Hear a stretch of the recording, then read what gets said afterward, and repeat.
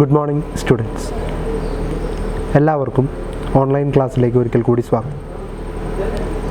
നമ്മൾ കഴിഞ്ഞ ക്ലാസ്സിൽ പറഞ്ഞു നിർത്തിയ ഭാഗത്തു നിന്ന് തന്നെ നമ്മുടെ ക്ലാസ് പുനരാരംഭിക്കുകയാണ്. ഇതിലേറ്റവും പ്രധാനപ്പെട്ട കാര്യങ്ങളെന്ന് പറയുന്നു നമ്മൾ ലിറ്ററേച്ചറുമായിട്ടുള്ള ഹിസ്റ്ററിയുടെ ബന്ധത്തെക്കുറിച്ച് ചർച്ച ചെയ്തു. ഹിസ്റ്ററിയിൽ ലിറ്ററേച്ചർ എത്രത്തോളം സ്വാധീനം ചെലുത്തി എന്നതിനെക്കുറിച്ചും നമ്മൾ കഴിഞ്ഞ കുറേ ക്ലാസ്സുകളിലായിട്ട് ചർച്ച ചെയ്തിരുന്നതാണ്. വളരെ വലിയ കോൺട്രിബ്യൂഷൻ ഹിസ്റ്ററിക്ക് നൽകിയ ലിറ്ററേച്ചർ വർക്കിലുള്ള ആളുകൾ ആരൊക്കെ എന്നുള്ളതും നമ്മൾ നമ്മുടെ ക്ലാസ്സിൽ പറഞ്ഞ് പരിചയപ്പെട്ട് കഴിഞ്ഞാണ്. ഇനി നമ്മൾ ചർച്ച ചെയ്തു വന്ന മറ്റൊരു വിഷയമെന്ന് പറയുന്നത് ചില തിയറികളാണ്, അതിനാധാരമായിട്ടുള്ള ചില സംഭവ വികാസങ്ങൾ. അതിനു മുൻപേ കൊളോണിയൽ എക്സ്പാൻഷൻ, ടെറിട്ടോറിയൽ ഇൻവേഷൻ തുടങ്ങിയിട്ടുള്ള കാര്യങ്ങളെക്കുറിച്ചൊക്കെ നമ്മൾ വളരെ ലൈറ്റായിട്ട് പഠിച്ചു പോയിട്ടുണ്ട്. അതിനുശേഷമാണ് തിയറികൾ വരുന്നത്. യൂട്ടിലിറ്റേറിയനിസം, ഓറിയൻ്റലിസം, കൊളോണിയലിസം, ഇമ്പീരിയലിസം, ഇങ്ങനെ തുടങ്ങിയിട്ടുള്ള ചില ഐഡിയോളജികൾ. അത് ഇംഗ്ലണ്ടിൽ മാത്രമല്ല, ലോക ചരിത്രത്തെ എങ്ങനെ സാരമായിട്ട് ബാധിച്ചു എന്നുള്ളതിനെ കുറിച്ചിട്ടാണ് നമ്മൾ കഴിഞ്ഞ ക്ലാസ്സുകളിൽ ചർച്ച ചെയ്തത്. അതിനുശേഷം നമ്മൾ കടന്നു വന്ന അല്ലെങ്കിൽ മുന്നോട്ട് പോകുന്നതിൻ്റെ ഭാഗമായിട്ട് കണ്ട മറ്റൊരു വിഭാഗം അല്ലെങ്കിൽ മറ്റൊരു ടോപ്പിക് എന്ന് പറയുന്നത് വൈറ്റ് മെൻസ് ബർഡൻ, കിപ്ലിങ്സിൻ്റെ തിയറിയാണ്. ആ തിയറി എത്രത്തോളം ഇതിനെ സഹായിച്ചു എന്നുള്ളതും നമ്മൾ കണ്ടു കഴിഞ്ഞു. ഇനി നമ്മൾ കാണാൻ പോകുന്നത് അല്ലെങ്കിൽ പരിചയപ്പെടാൻ പോകുന്ന പുതിയൊരു ഭാഗം എന്ന് പറയുന്നത് അല്ലെങ്കിൽ ഒരു നെക്സ്റ്റ് ലെവൽ എന്ന് പറയുന്നത് ന്യൂ ടെക്നോളജി എന്നൊരു ടോപ്പിക്കാണ്. എന്താണ് ടെക്നോളജി എന്ന് നമ്മൾ ഓൾറെഡി കണ്ടു കഴിഞ്ഞു. അല്ലെങ്കിൽ നമ്മൾ ഇന്നത്തെ ഈ ഒരു കാലഘട്ടത്തിൽ ഏറ്റവും കൂടുതൽ പരിചയപ്പെടുന്ന, അടുത്തിടപഴകുന്ന ഒരു സംവിധാനമാണ് ടെക്നോളജി എന്ന് പറയും. പ്രത്യേകിച്ച് ന്യൂ ടെക്നോളജി. എന്താണ് പുത്തൻ സാങ്കേതിക വിദ്യ? സാങ്കേതിക വിദ്യയുടെ ഏറ്റവും വലിയ ഉപയോഗം എന്ന് പറയുന്നത് മാക്സിമം മാൻ പവറിനെ റെഡ്യൂസ് ചെയ്ത് ആ സ്ഥാനത്തേക്ക് മെഷീൻ പവറിനെ ഇമ്പാർട്ട് ചെയ്യുന്ന സിസ്റ്റമാണ് ടെക്നോളജി. അത് ഏത് രീതിയിലായാലും. ടെക്നോളജി തന്നെ രണ്ട് തരത്തിലുണ്ട്. മെഷീൻ ടെക്നോളജിയും ഉണ്ട്, ഡിജിറ്റൽ ടെക്നോളജിയും ഉണ്ട്.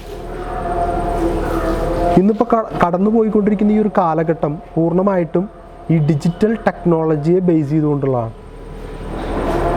അപ്പോൾ എങ്ങനെയാണ് ഡിജിറ്റൽ ടെക്നോളജി നമ്മളുടെ ജീവിതത്തിൻ്റെ ഭാഗമാകുന്നത്, അതിന് എത്രത്തോളം നമ്മളുടെ ലൈഫിൽ പ്രാധാന്യമുണ്ട് എന്നുള്ള കാര്യങ്ങളാണ് നമ്മളിവിടെ ചർച്ച ചെയ്യാനായിട്ട് പോകുന്നത്. അതിൽ തന്നെ ഇംഗ്ലണ്ട് എന്ന് പറയുന്ന രാജ്യത്തെ സംബന്ധിച്ചിടത്തോളം ഈ ഒരു ടെക്നോളജിക്കൽ അഡ്വാൻസ്മെൻറ്റ് എത്രത്തോളം അവരുടെ ലൈഫ് സ്റ്റൈലിനെയും അവരുടെ ട്രേഡ്, കൊമേഴ്സ്, ഇക്കോണമി, അവരുടെ കൊളോണിയൽ എക്സ്പാൻഷൻ എല്ലാത്തിനെയും എങ്ങനെ ബാധിച്ചു എന്നുള്ളത്, അതിനേക്കാളൊക്കെ ഉപരി അവരുടെ പൊളിറ്റിക്കൽ സിസ്റ്റത്തിനെ എങ്ങനെ ബാധിച്ചു എന്നുള്ളതാണ് നമ്മളിനി പരിചയപ്പെടാൻ പോകും. So new technology. The period of modern science began during the Renaissance period. Instead of blind belief and speculative thought, importance was given to experimentation and observation to acquire knowledge. അതുവരെയുള്ള കാലഘട്ടത്തിൽ knowledge നേടിയെടുത്തിരുന്നത് മറ്റുള്ളവർ പറയുന്നത് അല്ലെങ്കിൽ വളരെ important ആയിട്ടുള്ളൊരു person പറയുന്നത് എന്തോ അത് വിശ്വസിക്കുക, അതനുസരിച്ച് മുന്നോട്ട് പോവുക. എന്നാൽ ന്യൂ ടെക്നോളജി കടന്നു വന്നതോടുകൂടി ആൾക്കാർ അതിനെ പരീക്ഷിക്കാനും അതിനെ മനസ്സിലാക്കി, നോക്കി, കണ്ട്, പരിചയപ്പെട്ട് മനസ്സിലാക്കി അത് ഉപയോഗപ്പെടുത്താനും അല്ലെങ്കിൽ അതിലൂടെ നോളജ് സമ്പാദിക്കാനും ആരംഭിച്ചു. This new outlook brought great changes in the field of science and technology. The scientific method to inquire and thereby the changes in science and technology created a revolution in science in the 17th century. 17ാം നൂറ്റാണ്ടോടുകൂടി ഇത്തരത്തിലൊരു മാറ്റം, കാര്യങ്ങളെ അന്ധമായിട്ട് വിശ്വസിക്കാതെ പരീക്ഷിച്ചറിഞ്ഞ് കണ്ട് പരിചയപ്പെട്ട് മനസ്സിലാക്കി അതിൽ നിന്നും കാര്യങ്ങൾ തിരിച്ചറിയുന്ന, മനസ്സിലാക്കിയെടുക്കുന്ന ഒരു സമൂഹം ഉണ്ടാവാൻ തുടങ്ങിയപ്പോൾ അത് സയൻസിനും ടെക്നോളജിക്കും വളരെ വലിയൊരു അഡ്വാൻസ്മെൻറ്റ് കൊണ്ടുവരാനായിട്ട് അത് കാരണമായി. The features of the Enlightenment period gave great stimulus to the process of science and technology. The tradition of Renaissance continued in the field of science during the 18th and 19th century. അപ്പോൾ reformation എന്ന് പറയുന്നത് ഇംഗ്ലണ്ടിൻ്റെ ലിറ്ററേച്ചറിലോ റിലീജിയനിലോ അവരുടെ political ആസ്പെക്റ്റിലോ മാത്രം ഒതുങ്ങി നിൽക്കാതെ reformation എന്ന് പറയുന്ന നവോത്ഥാനം അല്ലെങ്കിൽ പുനരുദ്ധാരണം എന്നുള്ള പുതിയൊരു കോൺസെപ്റ്റ് എല്ലാവരിലേക്കും പകർന്നു കൊടുക്കത്തക്ക രീതിയിലേക്ക്, അല്ലെങ്കിൽ അത് സയൻസിൻ്റെ ഫീൽഡിലേക്ക് കൊണ്ടുവരാനും അതിനെ കൂടി അഡോപ്റ്റ് ചെയ്യാനും സയൻസ് തയ്യാറായി എന്നുള്ളത് തന്നെയാണ് 18-ാം നൂറ്റാണ്ടിലും 19-ാം നൂറ്റാണ്ടിലൊക്കെ നമ്മൾ കാണുന്നത്. The 19th century was a period of immense progress in material things as concerned to the conquest of nature, triumphs of science in the development of machinery. No other century before that can be compared with the 19th century. 19th centuryയിൽ ഉണ്ടായിട്ടുള്ള material പ്രോഗ്രസ്സുമായിട്ട് compare ചെയ്യുമ്പോൾ മറ്റൊരു സെഞ്ചുറിയിലും ഇത്രമേൽ ഒരു advancement ടെക്നോളജിയിൽ വന്നതായിട്ട് നമുക്ക് കാണാനായിട്ട് പറ്റില്ല. ഒരു ക്വിക്ക് ചേഞ്ചാണ്, അല്ലെങ്കിൽ ഒരു സഡൻ ട്രാൻസ്ഫോർമേഷനാണ് ഇംഗ്ലണ്ടിൻ്റെ ടെക്നോളജിയിൽ വന്നിട്ടുള്ളത് 19th സെഞ്ചുറിയോട് കൂടിയിട്ട്. The development of science and technology was closely connected with the development of capitalism. Technology develop ചെയ്തപ്പോൾ ഉയർന്നു വന്നൊരു ടെർമിനോളജിയാണ് ക്യാപിറ്റലിസം. അതുവരെ അങ്ങനെ ഒരു ടേമായിട്ട് അത് മാറ്റി നിർത്താൻ കഴിയുന്ന ഒന്നായിരുന്നില്ല. Capitalist wanted the progress of trade, industries and commercial agriculture to foster their economic interest. അപ്പോൾ കൃത്യമായിട്ട് അവരുടെ സാമ്പത്തിക താൽപ്പര്യങ്ങളെ സംരക്ഷിക്കുന്നതിന് വേണ്ടിയിട്ടും, അതുപോലെ തന്നെ അവരുടെ ട്രേഡ്, ഇൻഡസ്ട്രി, കൊമേഴ്സ് അല്ലെങ്കിൽ അഗ്രികൾച്ചറിലുള്ള വ്യാവസായവൽക്കരണം, കൊമേഴ്സ്യലൈസേഷൻ ഓഫ് അഗ്രികൾച്ചർ, ഇത്രയും കാര്യങ്ങൾ വളരെ കൃത്യമായിട്ട് ഇവരുടെ സാമ്പത്തിക നേട്ടത്തിന് വേണ്ടി ഉപയോഗപ്പെടുത്താനായിട്ട് തുടങ്ങി. The application of technology and science marked the beginning of industrial revolution during the second half of the 18th century and continued in the 19th century. Advances in science made significant changes in overseas trade. Scientific ആയിട്ടുള്ള കണ്ടെത്തലുകളും പുതിയ technological അഡ്വാൻസ്മെൻറ്റും എന്തിന് കാരണമായി? പുതിയ trade, overseas ട്രേഡാണ്. കടൽ മാർഗം മറ്റ് രാജ്യങ്ങളിലേക്ക് കടന്നുകൊണ്ടുള്ള international ട്രേഡിന് തുടക്കം കുറിക്കാനായിട്ട് ഈ ഒരു സയൻസിലെ അഡ്വാൻസ്മെൻറ്റ് കാരണമായി. Revolutionary changes took place in the field of mining, metallurgy, power, transport and communication. ഇത്തരത്തിലുള്ള സയൻറ്റിഫിക് ഇൻവെൻഷൻസും സയൻസിൻ്റെ ഒരു ഡെവലപ്മെൻറ്റ് പല മേഖലകളെയും, പ്രത്യേകിച്ച് മൈനിങ്, അതുപോലെ തന്നെ മെറ്റലർജി, അതുപോലെ പവർ, പ്രത്യേകിച്ച് ന്യൂക്ലിയർ പവർ അല്ലെങ്കിൽ മറ്റു തരത്തിലുള്ള പവർ കണ്ടെത്താനുള്ള മാർഗങ്ങൾ പുതിയതായിട്ട് നേടിയെടുക്കാനും അതിലൂടെ പവർ എന്ന് പറയുന്നതിനെ അല്ലെങ്കിൽ എനർജി എന്ന് പറയുന്നതിനെ കൂടുതലായിട്ട് ഉണ്ടാക്കിയെടുക്കാനുള്ള സാങ്കേതിക വിദ്യകൾ ഇവർ ഡെവലപ്പ് ചെയ്തെടുത്തു. Commercial revolution. എന്താണ് വ്യവസായ വിപ്ലവം? എങ്ങനെയാണ് കൊമേഴ്സ് ഈ പറയുന്ന ഹിസ്റ്ററിയുമായിട്ട് ബന്ധപ്പെട്ട് കിടക്കുന്നത് എന്നുള്ളതാണ് നമ്മൾ നോക്കാൻ പോകുന്നത്. The commercial revolution was A period of European economic expansion, colonialism and mercantilism which lasted from approximately the 13th century until the early 18th century. It succeeded in the mid of 18th century by Industrial Revolution. Being with the Crusades, Europeans discovered spices, silk, and other commodities rare in Europe.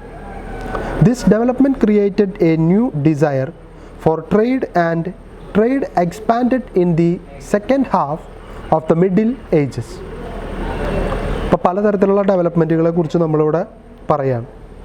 ഇക്കണോമിക്കലായിട്ടുള്ള എക്സ്പാൻഷന് കാരണമായി തീർന്നിട്ടുള്ള അല്ലെങ്കിൽ കൊളോണിയലിസത്തിലേക്ക് വഴിതെളിച്ച imperialism എന്ന ചിന്താഗതിയെ അല്പം കൂടി develop ചെയ്തെടുക്കാനൊക്കെ കാരണമായിട്ടുള്ള ഒരു വസ്തുത ട്രേഡാണ്. പ്രധാനമായിട്ടും Asia, Africa പോലെയുള്ള രാജ്യങ്ങളിൽ സ്പൈസസും ടുബാക്കോയുടെയും ഒക്കെ അമിതമായിട്ടുള്ള ഉൽപ്പാദനം യൂറോപ്യൻസിനെ ഈ ഭാഗങ്ങളിലേക്ക് കൃത്യമായിട്ട് ആകർഷിച്ചു. അവരുടെ ലക്ഷ്യം ട്രേഡ് മാത്രമായിരുന്നു. കാരണം അവരെ ഏറ്റവും കൂടുതലായിട്ട് ആശ്രയിച്ചിരുന്നത് ഒരു മെർച്ചൻസ് എന്നുള്ള അല്ലെങ്കിൽ ഓവർസീസ് ട്രേഡിലൂടെ മാക്സിമം പ്രോഫിറ്റ് ക്രിയേറ്റ് ചെയ്യാൻ ശ്രമിച്ചിരുന്ന രാജ്യമാണ് ഇംഗ്ലണ്ട്. അതുകൊണ്ട് തന്നെ ഇത്തരത്തിലുള്ളൊരു ട്രേഡിംഗ് രീതി ലോകത്തിന് മുൻപിൽ ആദ്യമായിട്ട് തന്നെ അവതരിപ്പിച്ച അല്ലെങ്കിൽ അതിലേറ്റവും മികച്ച രീതിയിൽ ആ ട്രേഡിംഗ് പർപ്പസ് നടപ്പിലാക്കിയ രാജ്യമാണ് ഇംഗ്ലണ്ട്. അതിൻ്റേതായിട്ടുള്ള നേട്ടങ്ങൾ അവർക്ക് അതിലൂടെ ഉണ്ടാക്കിയെടുക്കാനായിട്ട് സാധിച്ചു. European Nations through voyages of discovery were looking for new trade routes in the 15th and 16th centuries, which allowed the European powers to build vast new international trade networks. Nations also sought the new source of wealth. To deal with the newfound wealth, new economic theories and practices were created. Because of competing national interests, nations had the desire for increased world power through their colonial empires. The commercial revolution is marked by an increase in general commerce and in growth of financial services such as banking, insurance, and investing. Commercial revolution എന്താണെന്ന് ചോദിച്ചാൽ ഒരൊറ്റ വാചകത്തിൽ ഉത്തരം പറയാൻ പറ്റിയാൽ അതിനുള്ള ഏറ്റവും നല്ല ഉത്തരമാണ് the commercial revolution is marked by an increase in general commerce and in growth of financial services such as banking, insurance and investing. അപ്പോൾ ഇത്തരത്തിലുള്ള ഇക്കണോമിക്സുമായിട്ട് ബന്ധപ്പെട്ടുള്ള മേഖലകളിൽ കൃത്യമായിട്ടുള്ള രീതിയിലുള്ള ഡെവലപ്മെൻറ്റ് ഉണ്ടാക്കിയെടുത്ത ഇൻസിഡൻ്റാണ്, അല്ലെങ്കിൽ അതിന് സഹായകരമായിട്ടുള്ള ഇൻസിഡൻ്റാണ്, അല്ലെങ്കിൽ ആ ഒരു ഡെവലപ്മെൻറ്റിനെയാണ് നമ്മൾ എന്തെന്ന് വിളിക്കുന്നത്, ഇപ്പോൾ ഈ പറഞ്ഞ കൊമേഴ്ഷ്യൽ റവല്യൂഷൻ എന്ന് പറയുന്നത്. അപ്പോൾ അതിന് പല കാരണങ്ങളുണ്ട്. പല രാജ്യങ്ങളുടെയും അമിതമായിട്ടുള്ള താല്പര്യം എന്തിനു വേണ്ടിയിട്ട്, കൊളോണിയൽ പവർ എക്സ്പാൻഡ് ചെയ്യണം, അതിനോടൊപ്പം തന്നെ അവരുടെ ട്രേഡും മെച്ചപ്പെടുത്തണം. പ്രത്യേകിച്ച് അവരുടെ രാജ്യത്ത് ലഭ്യമല്ലാത്ത പല പ്രോഡക്ട്സുകളെയും പരിചയപ്പെടാനുള്ളൊരു വേദിയായിട്ടും അതിൻ്റെ ട്രേഡ് മൊണോപ്പൊളി ഏറ്റെടുക്കാനുള്ള ഇവരുടെ ഗൂഢമായിട്ടുള്ള ശ്രമവുമാണ് ഇത്തരം ഇൻസിഡൻറ്റുകളിലേക്ക് നയിക്കുന്നത്. The exploratory voyages of the 15th and 16th century brought Portugal, Spain, Holland, France and England to the forefront of the international trade. അപ്പോൾ ഇത്തരത്തിൽ പുതിയ പുതിയ കടൽ മാർഗമുള്ള വഴികൾ കണ്ടെത്താനും ട്രേഡ് കൂടുതലായിട്ട് ഡെവലപ്പ് ചെയ്യാനും തുടങ്ങിയപ്പോൾ ഇംഗ്ലണ്ട്, സ്പെയിൻ, ഹോളണ്ട്, ഫ്രാൻസ് തുടങ്ങിയ രാജ്യങ്ങളൊക്കെ അവരുടെ ഇൻ്റർനാഷണൽ ട്രേഡ്, രാജ്യാന്തര കച്ചവടത്തെ ഡെവലപ്പ് ചെയ്യാനായിട്ട് തീരുമാനിക്കുകയാണ്.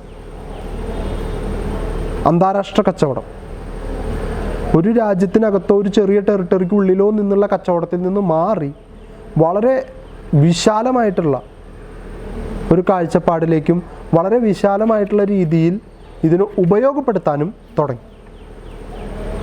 Thus, the center of world trade was shifted from Baltic to Mediterranean region to Atlantic and Indian Ocean region. അപ്പോൾ ഈ ട്രേഡിൻ്റെ വ്യവസായവൽക്കരണത്തിൻ്റെ ഭാഗമായിട്ടുണ്ടായ ഈ പറയുന്ന കൊമേഴ്ഷ്യൽ റെവല്യൂഷൻ, കൊമേഴ്സ് എന്താ? സാമ്പത്തികമാണ് ശരിക്കും, അല്ലെങ്കിൽ വ്യവസായമാണ്. ആ ഒരു വ്യാവസായിക വിപ്ലവത്തിലേക്ക് നയിച്ച ഒരു കാരണം എന്ന് പറയുന്നത്, അല്ലെങ്കിൽ അതിൻ്റെ ഷിഫ്റ്റ് സംഭവിക്കുകയാണ്. മെയിനായിട്ട് യൂറോപ്പിൽ മാത്രം ഒതുങ്ങി നിന്നിരുന്ന ഒരു ട്രേഡിംഗ് സെൻറ്റർ അവിടെ നിന്നും മാറി ഏഷ്യയിലേക്കും യൂറോപ്പിലേക്കൊക്കെയുള്ള പുതിയ സാധ്യതകളെ തേടാനായിട്ടും അത് ഉപയോഗപ്പെടുത്താനായിട്ടും തുടങ്ങി. Discovery of sea Roots increased the volume of trade. The newly discovered territories in America, Asia and Africa provided new markets for the European traders. അപ്പോൾ യൂറോപ്യൻസിന് പുതിയ മാർക്കറ്റുകൾ അവൈലബിൾ ആക്കാൻ, സാധനങ്ങൾ ഉണ്ടാക്കിയാൽ മാത്രം പോരാ, ആ പ്രോഡക്റ്റ് വിറ്റഴിക്കാൻ പറ്റണം, എങ്കിലാണ് ലാഭം ഉണ്ടാകാനായിട്ട് പോകുന്നുള്ളൂ. അപ്പോൾ ആ ഒരു വ്യാപാരത്തിലൂടെ ലാഭമുണ്ടാക്കാനുള്ള മാർക്കറ്റുകൾ കൂടി അവർക്ക് ഈ ഏഷ്യ, അമേരിക്ക, അതുപോലെ തന്നെ ആഫ്രിക്ക തുടങ്ങിയ രാജ്യങ്ങളിലൂടെ കടന്നു പോയപ്പോൾ അവർക്ക് അതിനുള്ള സാഹചര്യങ്ങളുണ്ടായി, അല്ലെങ്കിൽ പുതിയ മാർക്കറ്റുകൾ അവർക്ക് കണ്ടെത്താനായിട്ട് പറ്റി. The newly discovered sea routes and lands created a boom to international trade. Sea trade was cheaper than through lands as it was free from many customs, duties and taxes. അപ്പോൾ ഈ ഒരു കരമാർഗം ഒരുപാട് സാധനങ്ങളൊന്നും കൊണ്ടുപോകാനോ ട്രേഡ് നടത്താനോ ഒന്നും പറ്റാതിരുന്നതിൻ്റെ ഏറ്റവും പ്രധാനപ്പെട്ട കാരണം ടാക്സും ഡ്യൂട്ടീസൊക്കെ ഒരുപാട് കൂടുതലായിരുന്നു. പിന്നെ കരമാർഗം ഒരു വാഹനം വിളിച്ച് കൊണ്ടുപോവുകയാണെങ്കിൽ വളരെ ലിമിറ്റഡ് ആയിട്ടുള്ള ട്രാൻസ്പോർട്ടേഷൻ മാത്രമേ നടക്കുകയുള്ളൂ. ഒരു പ്രോഡക്റ്റിന് മറ്റൊരു രാജ്യത്തേക്ക് എത്തിക്കുക എന്ന് പറയുന്നത് വളരെ ശ്രമകരമായിട്ടുള്ള ജോലിയായിരിക്കും കരമാർഗമാണെങ്കിൽ. അതേസമയം സീ റൂട്ടിലൂടെ ആണെങ്കിൽ, കടലിന് ഉപയോഗപ്പെടുത്തുകയാണെങ്കിൽ അത് വളരെ ചീപ്പറാണെന്ന് മാത്രമല്ല, ഒരു ലാർജ് സ്കെയിൽ കമ്മോഡിറ്റിയുടെ ട്രാൻസ്പോർട്ടേഷൻ വളരെ എളുപ്പത്തിൽ സാധ്യമാക്കിയെടുക്കാനായിട്ട് സാധിക്കും. അതുകൊണ്ടാണ് കടൽ മാർഗമുള്ള ട്രേഡിന് ഇത്രമേൽ പ്രാധാന്യം ഇംഗ്ലണ്ടും മറ്റു യൂറോപ്യൻ കൺട്രീസും കൊടുക്കാനുള്ള കാരണം. ഒപ്പം കപ്പലിലൂടെ കടത്തുകയാണെങ്കിൽ ഒരുപാട് കസ്റ്റംസ് ഡ്യൂട്ടീസിൽ നിന്നും ടാക്സിൽ നിന്നൊക്കെ ഈ പ്രോഡക്റ്റിനെ രക്ഷിക്കാനും ഇവർക്ക് പറ്റും. അപ്പോൾ ഈ കസ്റ്റം ഡ്യൂട്ടി ഒഴിവാക്കുകയോ ടാക്സ് ഒഴിവാക്കുകയോ ചെയ്താൽ പ്രോഫിറ്റിൽ വളരെ വലിയ ഇൻക്രീസ് ഉണ്ടാക്കിയെടുക്കാൻ അവർക്ക് പറ്റും. Consequently, trade with countries beyond Europe grew rapidly. The Atlantic trade was controlled by partnership companies of merchants. Huge capital was needed to organize trade with distant lands. So, companies like Russia Company 1555, the Levant Company 1581, the East India Company 1600, the Royal Africa Company 1672 and the Hudson's Bay Company 1670 were established in England. Similar companies were formed in other European countries also. അപ്പോൾ നമ്മൾ പറഞ്ഞത് ഇംഗ്ലണ്ടിൽ മാത്രം രൂപമെടുത്ത ചില കമ്പനികളും അവയുടെ പ്രവർത്തന വർഷവുമാണ്. ഇവിടെ മാത്രമല്ല, ഇംഗ്ലണ്ടിൽ മാത്രമല്ല, മറ്റ് വിദേശ രാജ്യങ്ങളിൽ പലതിലും, വിദേശം എന്നതിനേക്കാൾ അപ്പുറത്തേക്ക് പല യൂറോപ്യൻ കൺട്രീസിലും ഇത്തരത്തിലുള്ള കമ്പനികൾ രൂപപ്പെടാനായിട്ട് തുടങ്ങി. ഇവിടെയാണ് നമ്മൾ നേരത്തെ പറഞ്ഞ ക്യാപിറ്റലിസം എന്ന വാക്ക് കൃത്യമായിട്ട് ഉപയോഗപ്പെടുത്തുന്നത്. ഒരു കമ്പനി തുടങ്ങാൻ ക്യാപിറ്റൽ എന്ന് പറയുന്നത് വളരെ അത്യാവശ്യമാണ്. അപ്പോൾ അത് ഫോം ചെയ്യാനായിട്ടുള്ളൊരു ഗ്രൂപ്പിനെ അവർ കണ്ടെത്താനായിട്ട് ശ്രമിക്കും. ആ ഗ്രൂപ്പാണ് പിന്നീട് ക്യാപിറ്റൽ ഇൻക്രീസ് ചെയ്യേണ്ടതും അതിനാവശ്യമായിട്ടുള്ള ക്യാപിറ്റൽ കണ്ടെത്തേണ്ടതും. അപ്പോൾ അത്തരത്തിലൊരു കമ്പനികൾ രൂപപ്പെടാൻ തുടങ്ങിയപ്പോഴാണ് ട്രേഡിൽ വളരെ വലിയ മാറ്റം സംഭവിക്കാൻ തുടങ്ങിയത്. The commercial revolution was important for its effect upon British economy and state. The interest of the company and traders were supported by protective laws. Companies ഉണ്ടാവാൻ തുടങ്ങിയപ്പോൾ അടുത്തൊരു നിയമം അല്ലെങ്കിൽ അടുത്തൊരു സ്റ്റെപ്പ് എന്ന് പറയുന്നത് ഇവരുടെ ട്രേഡിനെ എങ്ങനെ പ്രൊട്ടക്റ്റ് ചെയ്യുമെന്നുള്ളതാണ്. ആരുമായിട്ട് ട്രേഡ് നടത്താം, ആരുമായിട്ട് നടത്താൻ പാടില്ല, ട്രേഡിൽ നമ്മൾ കൃത്യമായിട്ട് പാലിക്കേണ്ട ചില രീതികൾ എന്തൊക്കെ, ചില വ്യവസ്ഥാപിതമായിട്ടുള്ള നിയമങ്ങൾ എന്തൊക്കെ, ചില രാജ്യങ്ങളിലേക്കുള്ള നിബന്ധനകൾ എന്തൊക്കെ, ഇത്തരത്തിലുള്ള പുതിയ പുതിയ കാര്യങ്ങളെ വിലയിരുത്താനും അതിനാവശ്യമായിട്ടുള്ള രീതിയിൽ ട്രേഡിനെ സംരക്ഷിക്കുന്ന തരത്തിലുള്ള നിയമനിർമ്മാണങ്ങളിലേക്ക് ഇത് കടക്കാനായിട്ട് തുടങ്ങി. The interest of the companies and traders were supported by protective laws, especially by the navigation law. Its result was the accumulation of capital from foreign trade, ultimately lower rate of interest than might have prevailed without this expansion. Foreign produce brought profits to distributors involved in inland trade. Merchants' investment in land was probably more important than capital flows to industry. അപ്പോൾ ഇവിടെ capital form ചെയ്യുന്നത് ആളുകൾ കൂടുതലായിട്ടും ഇൻഡസ്ട്രിയിലേക്കും അതുപോലെ തന്നെ ട്രേഡിലേക്കും invest ചെയ്യാനായിട്ട് തുടങ്ങി. കാരണം മർച്ചൻസിൻ്റെ ഇൻവെസ്റ്റ്മെൻറ്റ് കൂടുതലും അവർ നടത്തിയിരുന്നത് ലാൻഡിലാണ്. അത് കൃത്യമായിട്ട് മാറി അതിൽ നിന്നൊരു ചേഞ്ച് വന്ന് അത് ക്യാപിറ്റലായിട്ട് ഫോം ചെയ്ത് അത് ഇൻഡസ്ട്രിയിലേക്ക് ഇമ്പാർട്ട് ചെയ്യാനായിട്ട് അവർ തുടങ്ങി. അതുവരെ ലാൻഡ് മേടിച്ചിടും, ആ ലാൻഡിന് വലിയൊരു വില കിട്ടുമ്പോൾ അത് വിൽക്കും, അപ്പോൾ അതിൽ നിന്ന് കുറച്ച് ലാഭം ഉണ്ടാവും. ഇങ്ങനെയാണ് മെർച്ചൻസ് ചെയ്തിരുന്നത്. അതിനൊരു അവസാനം വരുന്നു, കൃത്യമായിട്ട് ഈ ക്യാപിറ്റൽ മുഴുവൻ അവർ സ്വരൂപിക്കുന്നതെല്ലാം കൂട്ടിച്ചേർത്ത് അവരത് ഇൻഡസ്ട്രിയിലേക്ക് കൊടുക്കാനായിട്ട് തുടങ്ങി.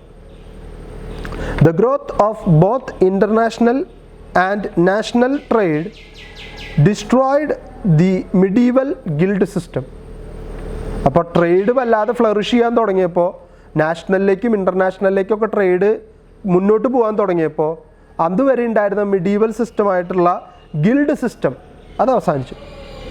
ഒരു ട്രേഡ് ചെയ്യുന്നവരുടെ ഒരു ഗിൽഡ് ഉണ്ടാവും, ആ ഗിൽഡിലേക്ക് എല്ലാവരും അത് കൊണ്ടുവരും, എന്നിട്ട് അവിടെ വെച്ചിട്ട് അതിൻ്റെ ഡിസ്ട്രിബ്യൂഷൻ നടക്കും. ഡിസ്ട്രിബ്യൂട്ട് ചെയ്ത് കിട്ടുന്ന ലാഭം ഗിൽഡിൽപ്പെട്ട എല്ലാ മെമ്പേഴ്സിനും കൃത്യമായിട്ട് വീതിച്ചു കൊടുക്കും. ഇതായിരുന്നു മിഡീവൽ പീരീഡിൽ ഉണ്ടായിരുന്ന രീതി. അതിന് മാറ്റം കുറിച്ചുകൊണ്ട് ഇൻഡസ്ട്രിയൽ റെവല്യൂഷനിലേക്ക് വഴിമാറാനായിട്ട് ഇത് കാരണമായി. Commercial capitalism emerged as a new force in European economy and politics. The rise of a new middle class bourgeoisie. Bourgeois എന്ന് വിളിക്കപ്പെടുന്ന ഒരു പുതിയ മിഡിൽ ക്ലാസ് അവിടെ ഉയർന്നു വരാൻ തുടങ്ങി ഇംഗ്ലണ്ടിൽ.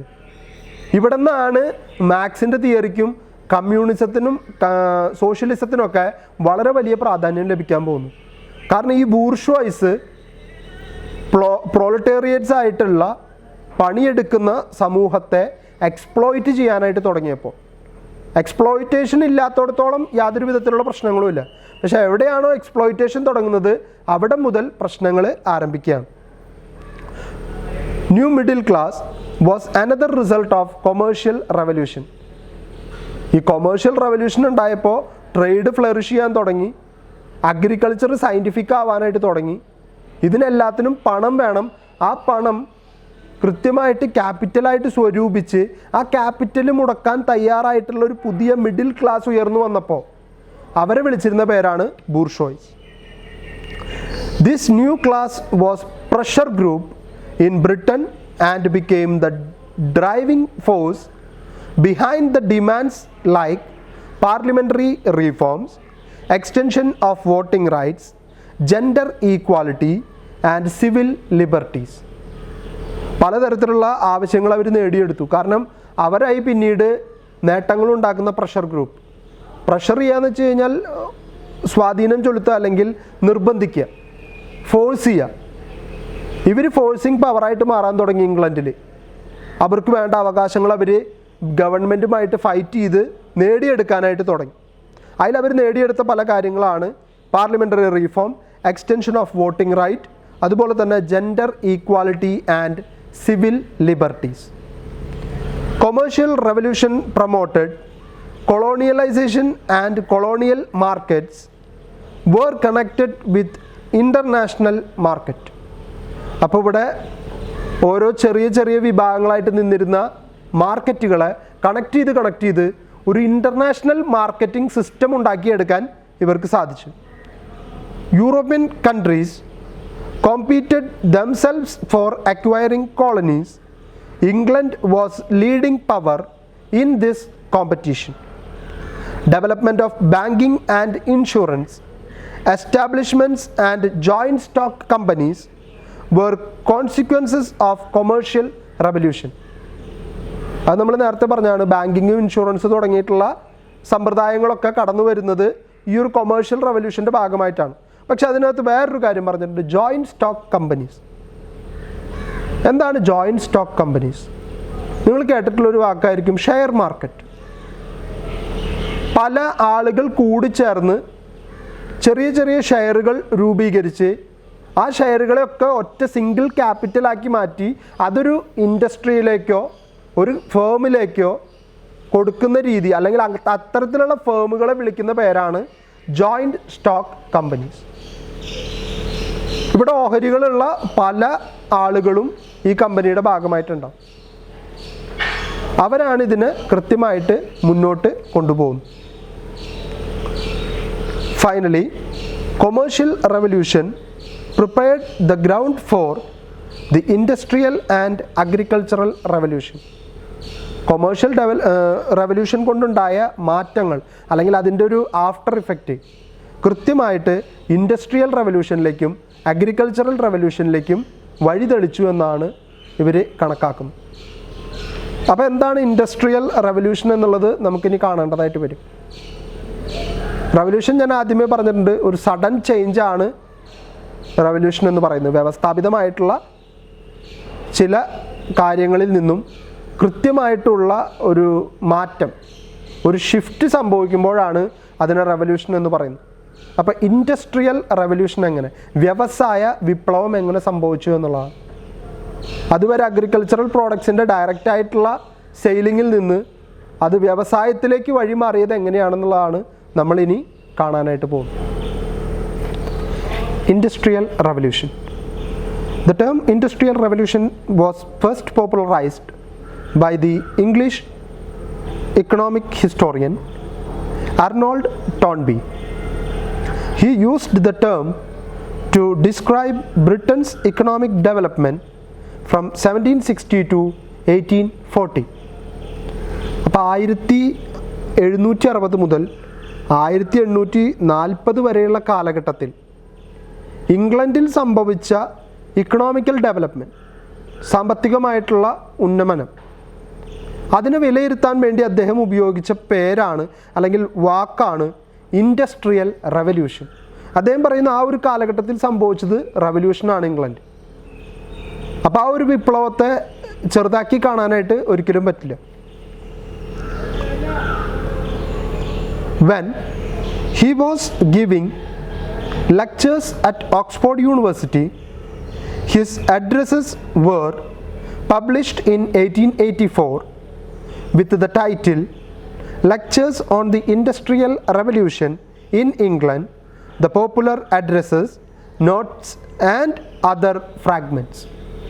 അദ്ദേഹം ഓക്സ്ഫോർഡ് യൂണിവേഴ്സിറ്റിയിലെ ഇത്തരത്തിൽ സംഭവിച്ച ഒരു സഡനായിട്ടുള്ള ചേഞ്ചിനെ പറ്റി ക്ലാസ്സുകളും കൃത്യമായിട്ട് അതിനെക്കുറിച്ച് നോട്ട്സൊക്കെ പ്രിപ്പയർ ചെയ്യുന്ന ആളായിരുന്നതുകൊണ്ട് അദ്ദേഹത്തിൻ്റെ ആ ലെക്ചറേഴ്സിനൊക്കെ കൂട്ടിച്ചേർത്ത് ഒരു പുസ്തകമാക്കി രൂപവൽക്കരിച്ചു. അതിന് പേര് കൊടുത്തത് industrial revolution in England, popular addresses, notes and other fragments. The industrial revolution marked as A period of development in the later half of the 18th century that transformed largely rural agrarian societies in Europe and America into industrialized urban ones. Goods that had once been painstakingly crafted by hand started to produced in mass quantities by machines in factories. ഞാൻ പറഞ്ഞിരുന്നു എന്താണ് technology എന്ന് പറഞ്ഞിരുന്നു.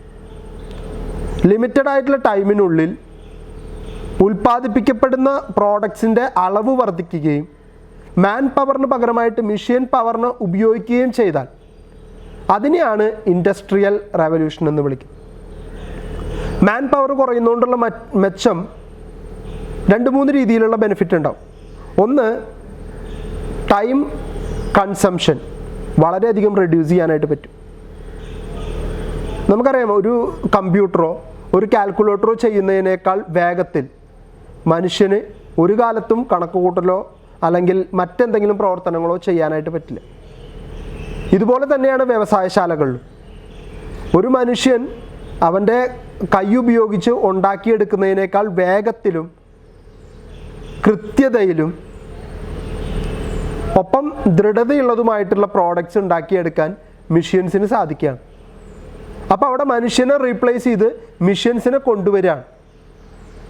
പിന്നീട് പ്രവർത്തനങ്ങളൊക്കെ ചെയ്യുന്നത് ഈ machines ആണ്. അപ്പോൾ മനുഷ്യൻ ഉണ്ടാക്കുന്നതിനേക്കാൾ കൂടുതൽ വേഗത്തിലും കൂടുതൽ ക്വാളിറ്റിയിലും പ്രോഡക്ട്സ് ഉണ്ടാവാനായിട്ട് തുടങ്ങുക. ഇതാണ് ഇൻഡസ്ട്രിയൽ റവല്യൂഷൻ എന്ന് പറയുന്നത്. മാൻ പവറിനെ മെഷീൻ പവർ റീപ്ലേസ് ചെയ്യുന്ന സ്ഥലത്താണ് നമ്മളിപ്പോൾ ഈ പറഞ്ഞത് ഇൻഡസ്ട്രിയൽ റവല്യൂഷൻ സംഭവിക്കുന്നത്. It was made possible by the introduction of new machines and technologies in textile, iron making and other industries. നമുക്കറിയാം, ചർക്കയിൽ നൂൽ നൂറ്റ് അത് തുണിയാക്കി മാറ്റി അതുകൊണ്ട് വസ്ത്രം ഉണ്ടാക്കിയിരുന്ന ഒരു കാലഘട്ടം. അവിടെയാണ് ടെക്സ്റ്റൈൽസിലാണ് ഏറ്റവും വലിയ വിപ്ലവം, വ്യവസായ വിപ്ലവം സംഭവിച്ചിട്ടുള്ളത്. ഈ ചർക്കയിൽ നൂൽ നൂൽക്കുന്നതിന് പകരം നൂൽ നൂൽക്കാനുള്ള മെഷീനുകൾ ഉണ്ടാവാൻ തുടങ്ങിയപ്പോൾ വളരെ ഫാസ്റ്റായിട്ട് കോട്ടണെ, പരുത്തിയെ തുണിയാക്കി മാറ്റാനും അതിലൂടെ ടെക്സ്റ്റൈൽ മില്ലുകളിൽ നിന്ന് നിസ്സാരമായിട്ടുള്ള ഒരു അളവിലല്ല, വളരെ ഹ്യൂജായിട്ടുള്ള അളവിൽ ലോകത്തിന് മുഴുവൻ വേണ്ടത്ര ടെക്സ്റ്റൈൽസ് പ്രോഡക്റ്റുകൾ നിർമ്മിക്കാനായിട്ട് തുടങ്ങി. അപ്പോൾ ഇത് വിറ്റഴിക്കണം. ഇത് വെറുതെ ഉണ്ടാക്കിയതുകൊണ്ട് മാത്രം ലാഭം ഉണ്ടാവുന്നില്ല. അത് വിറ്റഴിക്കാൻ പുതിയ പുതിയ മാർക്കറ്റുകൾ, വിപണികൾ കണ്ടെത്തണം. ആ വിപണികൾ കണ്ടെത്താനുള്ള ശ്രമമാണ് ഇമ്പീരിയലിസവും കൊളോണിയലിസവും ഒക്കെ ആയിട്ട് കൺവേർട്ട് ആവും. England was the birthplace of Industrial Revolution. England was the birthplace of Industrial Revolution. It began in England in the second half of the 18th century.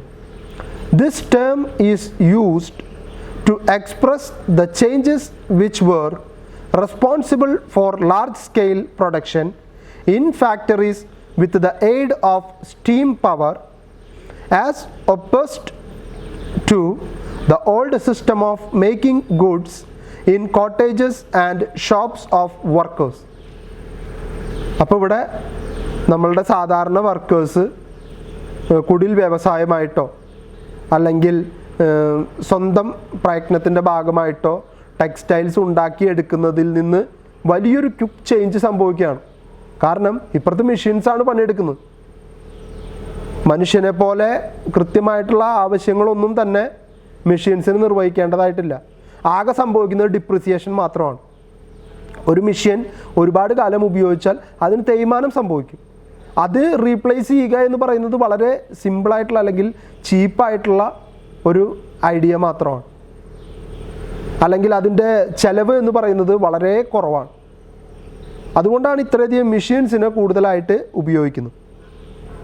Handicrafts were replaced by power driven machineries. Water power was replaced at first by steam power and later by electricity. വെള്ളത്തിൻ്റെ ശക്തി ഉപയോഗിച്ചുകൊണ്ട് അല്ലെങ്കിൽ നീരാവിയുടെ സ്റ്റീമിൻ്റെ power ഉപയോഗിച്ചുകൊണ്ട് ഓരോ കാലഘട്ടത്തിലും energy മാറ്റി മാറ്റി ഉപയോഗിക്കാനായിട്ട് തുടങ്ങി. വെള്ളത്തേക്കാൾ ശക്തി നീരാവിക്കുണ്ടെന്ന് കണ്ടപ്പോഴാണ് സ്റ്റീം എഞ്ചിൻ്റെ കണ്ടെത്തലോട് കൂടിയിട്ടാണ് പലതരത്തിലുള്ള മെഷീനറീസും പ്രവർത്തിക്കാനായിട്ട് തുടങ്ങി. അതിനേക്കാൾ വലിയ വിപ്ലവകരമായിട്ടുള്ള മാറ്റമാണ് കറണ്ട്, ഇലക്ട്രിസിറ്റി വന്നതോടുകൂടി സംഭവിക്കുന്നത്.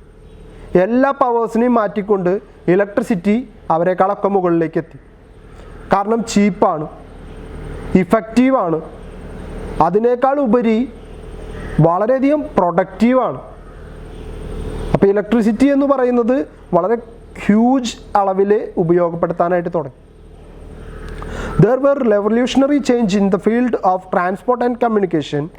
Modern historian often referred to this period, the first industrial revolution, to set it apart from a second period of industrialization that took place from the late 19th and 20th century and saw the rapid advantages in steel, electronic and automobile industries.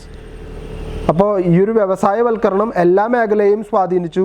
സ്റ്റീലായാലും electrics and electronics ആയാലും അതുപോലെ തന്നെ automobile ഇൻഡസ്ട്രിയെ ഉൾപ്പെടെ ഇത്തരത്തിലുള്ള മാറ്റങ്ങൾ കൊണ്ടുവന്നപ്പോൾ അത് ഉപയോഗപ്പെടുത്തിക്കൊണ്ട് അവിടെ ഡെവലപ്മെൻറ്റ് കൊണ്ടുവരാനായിട്ട് പറ്റി. Many factors were responsible for the beginning of industrial revolution in England. The political stability combined with the popularity of elected institutions made industrialization in the country easier. ഇംഗ്ലണ്ടിൽ ആദ്യമായിട്ട് ഇൻഡസ്ട്രിയലൈസേഷൻ കടന്നു വരാനുണ്ടായ പ്രധാന കാരണം അവിടെ കൃത്യമായിട്ടുള്ള വ്യവസ്ഥാപിതമായിട്ടുള്ള ഒരു പൊളിറ്റിക്കൽ സിസ്റ്റമുണ്ട്, ഗവൺമെൻറ് ഉണ്ട്. ഈ ഗവൺമെൻറ് മറ്റ് രാജ്യങ്ങളിലേക്കൊക്കെ കടന്നു വന്നത് ഇവരുടെ കൊളോണിയൽ എക്സ്പാൻഷന് ശേഷമാണ്. അപ്പോൾ ആദ്യമായിട്ടൊരു വ്യവസ്ഥാപിതമായിട്ടുള്ള ഭരണരീതി ഉണ്ടാക്കിയ രാജ്യവും ഇംഗ്ലണ്ട് തന്നെയാണ്. അതുകൊണ്ടാണ് ആദ്യം ഇത്തരത്തിലുള്ള അഡ്വാൻറ്റേജുകളൊക്കെ അവരുടെ രാജ്യത്ത് സംഭവിക്കുന്നത്. After the glorious revolution of 1688, England moved on the path of parliamentary democracy. The decline of feudalism was another favorable factor for England. Serfdom was completely wiped out from England. Serfdom നമ്മൾ പറഞ്ഞു, സ്ലേവറിയാണ്, അടിമത്വമാണ്. 1688 കൂടിയിട്ടൊക്കെ glorious റെവല്യൂഷന് ശേഷമൊക്കെ പൂർണ്ണമായിട്ടും ഇംഗ്ലണ്ടിൽ നിന്നും തുടച്ചു മാറ്റപ്പെട്ടു slavery എന്ന് പറയുന്നത്. അപ്പോൾ അതിൻ്റെ ഒരു അഡ്വാൻറ്റേജ് കൂടി കൂടുതലായിട്ടുണ്ടായി. In most other European countries is still existed. The English people possessed personal freedom. They enjoyed political and social freedom also. The English people believed in cooperation and they jointly invested money in industrial sector. അപ്പോൾ ഇവർ കൂടുതലായിട്ട് സ്വാതന്ത്ര്യം അനുഭവിക്കാൻ തുടങ്ങി, രാഷ്ട്രീയപരമായിട്ടുള്ള ചിന്തകൾ കൂടുതൽ ഉണ്ടാവാനായിട്ട് തുടങ്ങി. അതുകൊണ്ട് തന്നെ ഇവർക്ക് കിട്ടുന്ന പണം കൃത്യമായിട്ട് ഇൻഡസ്ട്രിയലൈസേഷനിലേക്ക് ഉപയോഗപ്പെടുത്താൻ, ഇൻഡസ്ട്രിയിലേക്ക് കൊടുക്കാനായിട്ട് ഇവർ തയ്യാറായി. People could freely move from one place to another and so population was not fixed to the profession of agriculture. Growth of population was another favorable factor. There has been steady growth of population in the second half of the 18th century, and after that there was a sharp decline in the death rate. അപ്പോൾ ഇവിടെ രണ്ട് കാര്യങ്ങളും contribute ചെയ്തിരിക്കുകയാണ്. ഒന്ന്, population rate increase ചെയ്യാണ്, death rate decline ചെയ്യാണ്. Population increase ആവുന്നതോടുകൂടി ജനങ്ങൾ കൂടുതലായിട്ട് ഉണ്ടാവുകയും അവരിൽ നിന്നുണ്ടാവുന്ന ഐഡിയകൾ വ്യത്യസ്തമാവുകയും ചെയ്യുന്നു. ഡെത്ത് റേറ്റ് കുറയുമ്പോൾ എന്താ മെച്ചം? പല മേഖലകളിലേക്ക് രാജ്യത്തിൻ്റെ ഒരു സാധ്യതകളെ ഉയർത്തിക്കൊണ്ടു പോകാനായിട്ട് ഇവർക്ക് സാധിക്കുകയാണ്. കൂടുതൽ ആൾക്കാരുണ്ടാകുമ്പോൾ, പോപ്പുലേഷൻ കൂടുമ്പോൾ, വളരെ ലാർജ് സ്കെയിലിൽ പോപ്പുലേഷൻ ഉണ്ടായാൽ ഓട്ടോമാറ്റിക്കലി അത് രാജ്യത്തിന് ദോഷം ചെയ്യും. പക്ഷേ ഇവിടെ അത്ര വലിയൊരു ഹ്യൂജ് ഇൻക്രീസ് ഇല്ല. എങ്കിലും അന്ന് കാലഘട്ടത്തിൽ ഉണ്ടായിരുന്നതിൽ നിന്ന് പോപ്പുലേഷൻ വളരെയധികം ഡെവലപ്പ് ചെയ്തു. In 1760 there were 8 million people in England. It increased to 25 million by the middle of 19th century. The growth of population ensured the supply of manpower, skilled and unskilled, to the industrial sector. അപ്പോൾ ഈ മിഷണറീസുള്ള സ്ഥാപനങ്ങളിലേക്കായാലും വ്യവസായത്തിലേക്കായാലും കൃത്യമായിട്ട് ആളുകൾ വേണം, ഈ missions പ്രവർത്തിപ്പിക്കാനായിട്ടുള്ള ആളുകൾ വേണം. Population increase ആവാൻ തുടങ്ങിയപ്പോൾ അതിനാവശ്യമായിട്ടുള്ള മാൻ പവർ ഈ പോപ്പുലേഷൻ ഇൻക്രീസിൽ നിന്നും കണ്ടെത്താനായിട്ട് സാധിച്ചു. Unlike other countries of Europe, England enjoyed both internal and external peace. അടുത്ത ഘടകം, ഇൻഡസ്ട്രിയൽ റെവല്യൂഷനെ സഹായിച്ച മറ്റൊരു വലിയ ഘടകമാണ് പീസ്. സമാധാനം ഇംഗ്ലണ്ടിൽ നിലനിന്നിരുന്നു എന്നുള്ളതാണ്. മറ്റ് ശക്തികളിൽ നിന്നൊന്നും ശക്തമായിട്ടുള്ളൊരു ആക്രമണമൊന്നും ഇംഗ്ലണ്ടിന് നേരിടേണ്ടി വന്നില്ല. While the revolutionary and Napoleonic wars ravaged the whole of the European continent, there was no war on the English soil. England യുദ്ധത്തിൽ പലപ്പോഴും ഏർപ്പെട്ടെങ്കിലും ഇംഗ്ലണ്ടിൽ യുദ്ധം നടന്നില്ല എന്നുള്ളതുകൊണ്ട് ഇംഗ്ലണ്ട് പലപ്പോഴും സമാധാനം നല്ലോണം അനുഭവിച്ചിരുന്നു. സ്വന്തം രാജ്യത്ത് ഒരു യുദ്ധം നടന്നാൽ മാത്രമാണ് അത് സാമ്പത്തിക വ്യവസ്ഥയെ അല്ലെങ്കിൽ മൊത്തം രാജ്യത്തിൻ്റെ സമാധാനത്തെ ബാധിക്കുകയുള്ളൂ. ഇംഗ്ലണ്ടിനെ സംബന്ധിച്ച് അങ്ങനെ ഒരു പ്രശ്നം ഉണ്ടായില്ല, കാരണം ഇംഗ്ലണ്ടിൽ ഒരു യുദ്ധവും നടന്നില്ല. The people of England directed their efforts towards the development of agriculture and industry. Freedom from foreign invasion and internal revolutions materially contributed to the prosperity of the people. Peace and prosperity existed in the country, contributed for the expansion of trade and commerce. The wise financial measures of ministers like Walpole brought great development in England. Financial prosperity and political stability of the country encouraged the investors for setting up a large-scale factory. സമാധാനം നിലനിൽക്കുന്നു, അതോടൊപ്പം തന്നെ ഗവൺമെൻറ്റിൻ്റെ ഭാഗത്തു നിന്നും കൃത്യമായിട്ടുള്ള rules and റെഗുലേഷൻസും developmental ആക്ടിവിറ്റീസും നടക്കുന്നതുകൊണ്ട് ഇംഗ്ലണ്ടിൽ കൂടുതലായിട്ട് ഇൻവെസ്റ്റ് ചെയ്യാൻ പലരും തയ്യാറാകുന്നു എന്നുള്ളതാണ് മറ്റൊരു പ്രത്യേകത. അപ്പോൾ ലാർജ് സ്കെയിലിൽ ഫാക്ടറീസ് ആരംഭിക്കാനും പ്രൊഡക്ഷൻ നടത്താനൊക്കെ പലരും തയ്യാറായി. Political stability paved the way for common law, A single monetary system and currency with a single market. All this enabled the government to impose proper taxes on goods that passed through these unified regions. The colonial and naval supremacy of the England was an added cause for the leap in the industrial sector. During 18th century, Britain maintained a huge colonial empire. The colonies provided the raw materials as cheaper. വളരെ നിസാരമായിട്ടുള്ള വിലയ്ക്കും വളരെ കൂടുതലായിട്ടുള്ള അളവിലും raw materials ഇംഗ്ലണ്ടിന് ലഭ്യമാകാനായിട്ട് ഈ കോളനികൾ അവർക്കൊരു സഹായകമായിട്ട് നിലകൊണ്ടു. These raw materials were converted into manufactured goods and exported to the world markets. The British merchants converted the colonies as market for their manufactured goods. The trade were harvesting huge profit from the colonial trade. They invested the accumulated capital in setting up new factories or in new inventions. The naval supremacy of the England helped her to control the sea routes to facilitate the movement of ships. അപ്പോൾ naval പവറിൽ അവർക്ക് ഉണ്ടായിരുന്ന ഒരു അപ്രമാദിത്വം അവരെ colonial പവറായിട്ട് ഉയർത്തിക്കൊണ്ടുവന്നു എന്നൊക്കെ നമ്മൾ നേരത്തെ കണ്ടിരുന്നു. ഈ കൊളോണിയൽ ശക്തി ഉപയോഗിച്ചുകൊണ്ട് തന്നെ കോളനികളിൽ നിന്നും റോ മെറ്റീരിയൽസ് കളക്ട് ചെയ്യാനും അതിനെ മാനുഫാക്ചർഡ് ഗുഡ്സ് ആക്കി മാറ്റി അത് ഇംഗ്ലണ്ടിൽ നിന്ന് മറ്റ് രാജ്യങ്ങളിലേക്ക് കയറ്റി അയച്ച് അതിലൂടെ പ്രോഫിറ്റ് ക്രിയേറ്റ് ചെയ്യാനും ആ ലഭിക്കുന്ന പ്രോഫിറ്റ് അവരുടെ അടുത്ത ഇൻവെസ്റ്റ്മെൻ്റ് ആയിട്ട് ഒരു ഇൻഡസ്ട്രിയിൽ തന്നെ നിക്ഷേപിക്കാനും ഇംഗ്ലണ്ടിലുള്ളവർ ആരംഭിച്ചു. England had many natural and geographical advantages. The geographical position was suitable for trade. Being centrally situated, no part of the world was inaccessible to her ships. ഇംഗ്ലണ്ടിൻ്റെ ജിയോഗ്രഫി വളരെ വലിയൊരു ഘടകമായിരുന്നു. കാരണം എല്ലാ രാജ്യങ്ങളുമായിട്ട് കണക്ട് ചെയ്തുകൊണ്ട് നടുവിൽ തന്നെ നിൽക്കുന്ന രാജ്യമായതുകൊണ്ട് ഇംഗ്ലണ്ടിൻ്റെ ഷിപ്പുകൾക്ക് എല്ലാ രാജ്യങ്ങളിലേക്കും ആക്സസിബിലിറ്റി വളരെ കൂടുതലായി, എത്തിച്ചേരാനുള്ള സാധ്യത കൂടുതലായിട്ട് ലഭിച്ചു. England possessed excellent harbors and her canals and rivers provided for transshipment of goods. Proximity of coal and iron mines was also suitable for the growth of industries. The island geography of England facilitated for her domination in the sea. അപ്പോൾ കൽക്കരിയുടെ ഉപയോഗം അതുപോലെ തന്നെ അയേണിൻ്റെ കണ്ടെത്തലൊക്കെ ഇംഗ്ലണ്ടിൻ്റെ ശക്തി കൂടുതൽ ഉയർത്തിക്കൊണ്ടുവരുന്നതിന് സഹായകരമായി അവർക്കൊരു colonial പവറായിട്ട് ഉയർന്നു വരാൻ അത് സഹായിച്ചു.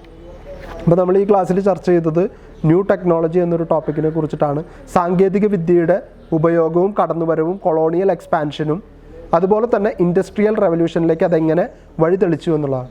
ഇൻഡസ്ട്രിയൽ റെവല്യൂഷന് മുൻപ് ചർച്ച ചെയ്ത വിഷയം എന്ന് പറയുന്നത് കൊമേഴ്ഷ്യൽ റെവല്യൂഷനാണ്. വ്യാവസായികമായിട്ടുള്ള വ്യാപാര ബന്ധത്തിൽ വന്നിട്ടുള്ള വളർച്ച എങ്ങനെയെന്നുള്ളതാണ് നമ്മൾ കണ്ടെത്തിയത്. അതിനുള്ള പ്രധാനപ്പെട്ട കാരണം എന്ന് പറയുന്നത് നമ്മളിവിടെ പറഞ്ഞിരുന്നു, ജനറൽ കൊമേഴ്സ്, അതായത് ട്രേഡ്, വ്യാപാരം, വാണിജ്യപരമായിട്ടുള്ള ഇത്തരത്തിലുള്ള ഇടപാടുകളും അതുപോലെ തന്നെ ഫിനാൻഷ്യൽ സർവീസസ് ആയിട്ടുള്ള ബാങ്കിങ്, ഇൻഷുറൻസ് മേഖലകളിലുണ്ടായ കുതിച്ചുചാട്ടമാണ് കൊമേഴ്ഷ്യൽ റെവല്യൂഷൻ എന്ന് പറയുന്നത്. അതുപോലെ തന്നെ ക്യാപിറ്റലിന് പ്രാധാന്യം നൽകിക്കൊണ്ടുള്ള പുതിയ വിപണിയുടെ സാധ്യതകളെ ഇംഗ്ലണ്ടിലെ ജനങ്ങൾ ഉപയോഗപ്പെടുത്താനായിട്ട് തുടങ്ങിയപ്പോൾ അതും ഇത്തരത്തിലൊരു സഹായകരമായിട്ടുള്ള ഘടകമായിട്ട് മാറി എന്നാണ് പറയുന്നത്. അതുപോലെ തന്നെ കൊമേഴ്ഷ്യൽ റെവല്യൂഷൻ ബ്രിട്ടീഷ് ഇക്കോണമിക്ക് വളരെ സഹായകരമായി. കാരണം മർച്ചൻസ് അവർക്കുണ്ടാവുന്ന ലാഭം ഇൻഡസ്ട്രിയിൽ ക്യാപിറ്റലായിട്ട് അവരുടെ തന്നെ വ്യവസായങ്ങളിൽ ഇൻവെസ്റ്റ് ചെയ്യാനായിട്ട് തുടങ്ങി. അതും അവരെ മുന്നോട്ട് നയിക്കുന്ന മറ്റൊരു ഘടകമായിട്ട് മാറി. ലാസ്റ്റത്തെ വസ്തുത അല്ലെങ്കിൽ ലാസ്റ്റത്തെ ഇൻസിഡൻ്റ് ആണ് ഇൻഡസ്ട്രിയൽ റെവല്യൂഷൻ. മാൻ പവറിനെ റീപ്ലേസ് ചെയ്തുകൊണ്ട് മെഷീൻ പവേഴ്സിനെ ഉപയോഗപ്പെടുത്തുന്ന രീതിയാണ് ഇൻഡസ്ട്രിയൽ റെവല്യൂഷൻ എന്ന് പറയുന്നത്. ലഭ്യമാകുന്ന റോ മെറ്റീരിയൽസിനെ മാനുഫാക്ചർഡ് ഗുഡ്സ് ആക്കി മാറ്റുന്ന പ്രവർത്തനമാണ് ഇൻഡസ്ട്രികളിൽ നടക്കുന്നത്. ഇംഗ്ലണ്ടിന് കൊളോണിയൽ ശക്തിയായിട്ട് മാറുന്നതിനോടൊപ്പം തന്നെ കോളനികളിൽ നിന്ന് ലഭിക്കുന്ന റോ മെറ്റീരിയൽസിനെയും അതുപോലെ തന്നെ അവർ മെറ്റീരിയൽ ഉപയോഗിച്ചുകൊണ്ട് ഉണ്ടാക്കിയെടുക്കുന്ന മാനുഫാക്ചർഡ് ഗുഡ്സിനെ വിറ്റഴിക്കാനുള്ള മാർക്കറ്റായിട്ട് അവർ മറ്റ് രാജ്യങ്ങളെ ഉപയോഗപ്പെടുത്താനായിട്ട് തുടങ്ങി. അത് അവർക്ക് വളരെ വലിയൊരു ഇക്കണോമിക്കൽ ഇൻക്രീസ് ആ രാജ്യത്തിന് നേടിക്കൊടുത്തു. അതുപോലെ തന്നെ ഉണ്ടായ മറ്റൊരു മാറ്റമാണ് അവർക്ക് നെയ്വൽ പവറായിട്ടുണ്ടായിരുന്ന സുപ്രീമസി അവർ ട്രേഡിലേക്കും ആ ട്രേഡിലൂടെ കൊളോണിയൽ എക്സ്പാൻഷനിലേക്കും അതിന് ഡെവലപ്പ് ചെയ്ത് കൊണ്ടുവരാൻ ഇംഗ്ലണ്ടിന് സാധിച്ചു. മറ്റൊരു ഘടകം ഇംഗ്ലണ്ടിൻ്റെ ജിയോഗ്രഫിയാണ്. എല്ലാ രാജ്യങ്ങളുടെയും സെൻട്രൽ പൊസിഷനിലായതുകൊണ്ട് തന്നെ മറ്റു രാജ്യങ്ങളിലേക്കുള്ള ഈസി ആക്സസ് എന്ന് പറയുന്നത് അവർക്ക് ലഭ്യമായിരുന്നു.